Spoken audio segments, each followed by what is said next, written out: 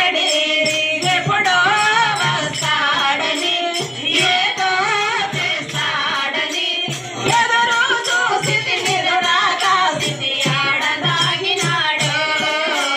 యశోదమ్మ చూసి నిదురాక స్థితి ఆడదాగినాడు యశోదమ్మ నీ కొడుకు ఎడి వెన్నెలమ్మ నీ కొడుకు ఎడి యశోదమ్మ ఎడగరండి వెన్నెలమ్మ నీ కొడుకు ఎడి రాగంగా హరి హరిలా రంగ హరి మీరు